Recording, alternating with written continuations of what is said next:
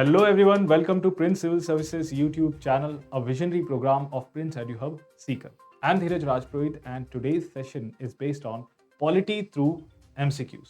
तो जैसे कि हम ये सीरीज चलाते हैं उसी में एक सेशन और हम आज ऐड कर देते हैं.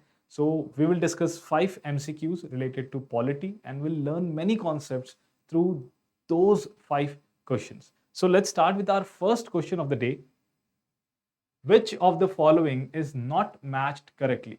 Again, I'll say such questions. ऐसे जब भी क्वेश्चन आते हैं तो मैं आपको हमेशा कहता हूँ कि ऐसी चीज़ों को मार्क कर दो, डबल लाइन कर दो, अंडरलाइन कर लो, सर्कल कर लो, जो भी करो जैसे भी आपको वो याद रहे, ताकि ये हमारा फोकल पॉइंट रहे.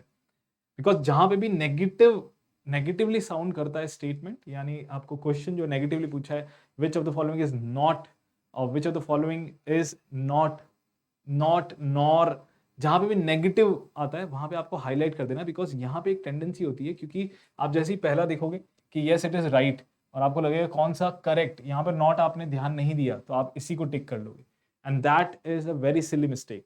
सो ऐसे नेगेटिव चीजों को हम हाईलाइट कर देते हैं. हमने हाईलाइट कर दिया है नॉट मैच, दैट मीन्स हमको इनकरेक्ट ढूंढना है. So first part 2 is related to citizenship, it is correct. And then part 3 is related to fundamental rights, yes it is correct. Part 4 is related to directive principles of state policy, it is also correct. So automatically हमारा answer आ गया है, but still part 5 fundamental duties no, because fundamental duties कौन से part में दी गई है? It is given in part 4A.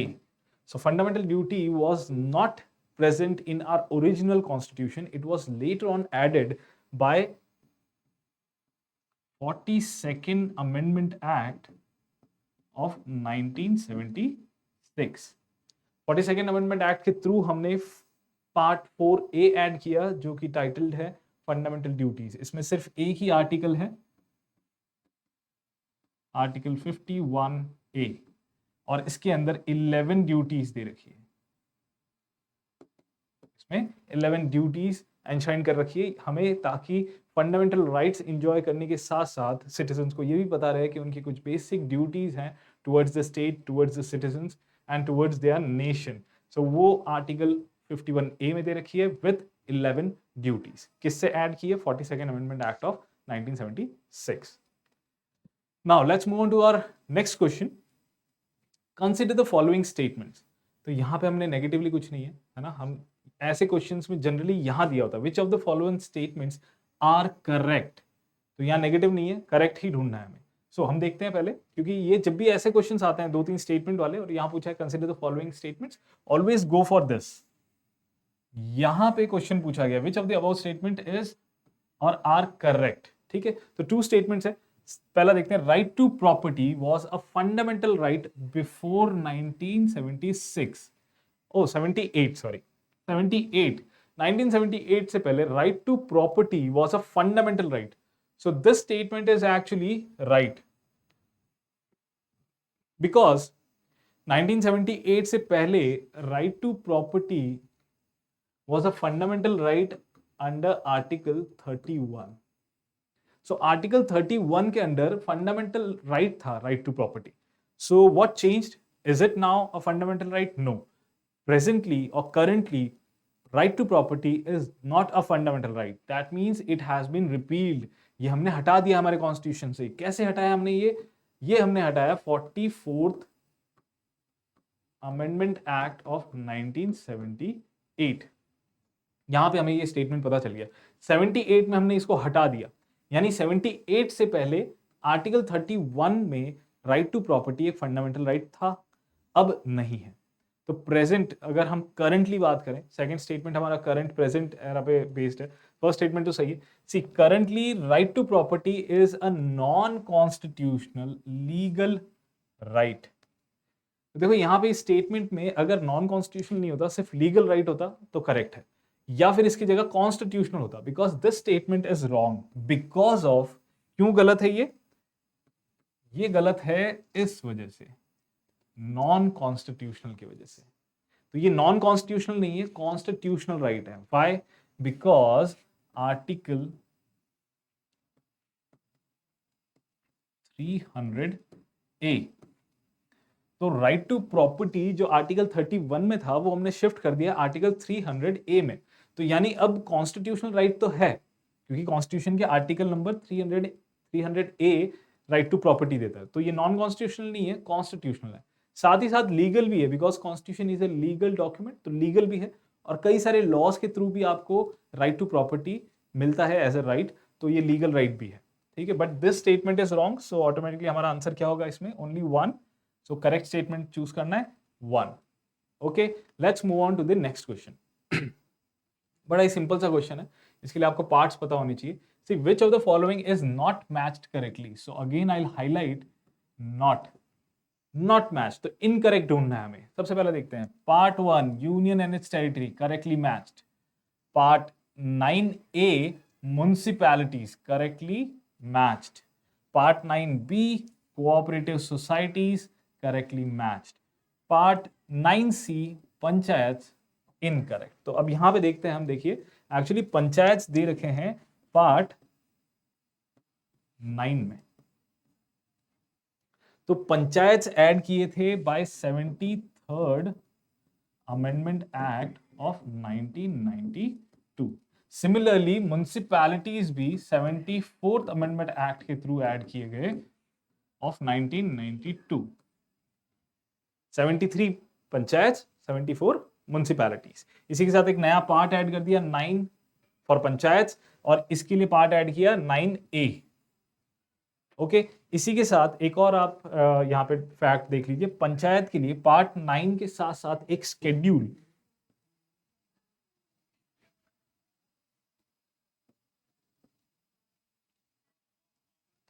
Schedule number 11।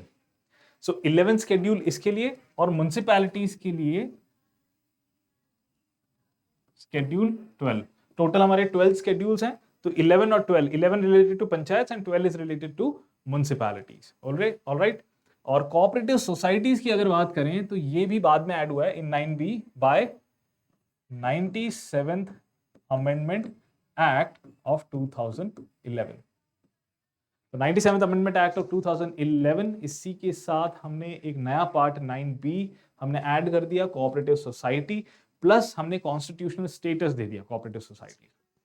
Okay, यहां पे हम आगे बढ़ते हैं। पार्ट 1 आपका union and its territory, part 2 citizenship, part 3 fundamental rights, part 4 DPSP हमने देख लिया पहले वाले क्वेश्चन में। Let's move on to the next question. Yes, consider the following statement. Again सीधा हम यहां पे आएंगे, देखो यहां देखा, सीधा यहां पे आए। Which of the above statement is are not correct. Again मिल गया हमें नॉट करेक्ट, यानी कि हमने हाईलाइट कर दिया इसको, ठीक है। हमें देखना है कौन से करेक्ट नहीं है। Now let's read out the statements. State legislature can alter the boundary and names of their respective states after taking permission from the parliament। क्या स्टेट गवर्नमेंट या स्टेट लेजिस्लेचर है ना, क्या राज्य की विधायिका लेजिस्लेचर क्या उस स्टेट की बाउंड्री बदल सकती है, नाम बदल सकती है? कैसे? By taking permission from the parliament, parliament से परमिशन लेने के बाद, उससे आज्ञा लेने के बाद क्या स्टेट लेजिस्लेचर यानी कि आपकी state assembly, state legislature boundaries और नेम्स अल्टर कर सकती है, चेंज कर सकती है? नहीं, क्योंकि ये पावर सिर्फ और सिर्फ किसका है? पार्लियामेंट का। ये पार्लियामेंट का पावर है, और पार्लियामेंट ये पावर किसी को डेलीगेट नहीं करता, ट्रांसफर नहीं करता, ये एक्सक्लूसिव पावर है पार्लियामेंट का। ऑलराइट, तो ये स्टेटमेंट गलत है, क्योंकि पार्लियामेंट बाय लॉ कोई भी क्या कर सकते हैं? बाउंड्री चेंज कर सकती है, नाम चेंज कर सकती है। इसके लिए उसको कॉन्स्टिट्यूशनल अमेंडमेंट करने की भी जरूरत नहीं है। Under article 2 and 3, specially article 3, to change the boundaries and names of the states, the parliament can do this by making a law without amending the constitution. Now ये तो हो गया हमारा फर्स्ट। सेकंड स्टेटमेंट, तो ये तो हमारा statement गलत है। सेकंड देखते हैं, और हमें ढूंढना भी गलत ही है, तो हमारा एक तरह से ये नंबर 1 तो हो गया, हम एलिमिनेट कर लेते हैं फटाफट से। 2 ओनली तो नहीं होगा, एंड बोथ हो सकता है, बट नाइदर 1 नाइदर 2 नहीं होगा, क्योंकि एक मिल गया हमको। तो अब इन दोनों में से ही सर्च करना है। Let's C, parliament can legislate on state subject under state list under special circumstances. क्या स्पेशल सर्कमस्टेंसेस में, कुछ ऐसे स्पेशल सर्कमस्टेंसेस में, सिचुएशंस में पार्लियामेंट स्टेट लिस्ट के में दिए हुए सब्जेक्ट्स यानी स्टेट सब्जेक्ट्स पे लेजिस्लेट कर सकता है, लॉ बना सकता है। हमें यहां पे नोट करना पड़ेगा 7th शेड्यूल। 7th शेड्यूल कई बार मैंने आपको बताया है क्या है, union list, state list and concurrent list. State union list जिसपे ऐसे सब्जेक्ट हो जिसपे सिर्फ पार्लियामेंट लॉ बना सकता है, स्टेट लिस्ट जिसपे सिर्फ स्टेट बना सकता है, कंकरेंट लिस्ट जिसपे दोनों बना सकते हैं। अब यहां सवाल पूछा गया है क्या स्टेट लिस्ट में दिया हुआ कोई सब्जेक्ट, क्या पार्लियामेंट इस पे लॉ बना सकता है? हाँ, स्पेशल कंडीशन क्या दी है, कोई स्पेशल सर्कमस्टेंसेस हो, कुछ ऐसी स्पेशल सिचुएशन हो, तो हाँ पार्लियामेंट ऐसा कर सकता है। During emergency, during precedence rule, तो ड्यूरिंग प्रेसिडेंस रूल पार्लियामेंट यानी पार्लियामेंट एक तरह से प्रेसिडेंस रूल, प्रेसिडेंट के पास आ जाता है सारा पावर। स्टेट असेंबली जो है उसे या तो डिसॉल्व कर सकते हैं या फिर उसे सस्पेंड कर सकते हैं। अगर उसे सस्पेंड किया है तो लॉज कौन बनाएगा? लॉज कौन बनाएगा? प्रेसिडेंट के पास ये पावर होता है कि ये किसको दे दे, ये डेलीगेट पावर, ये पावर डेलीगेट कर दे किसको? पार्लियामेंट को। तो पार्लियामेंट स्टेट सब्जेक्ट पे लॉज बना सकता है during state emergencies, alright, and even during national emergencies, क्योंकि उस टाइम इमरजेंसी सिचुएशन में यूनियन गवर्नमेंट काफी स्ट्रांग हो जाती है।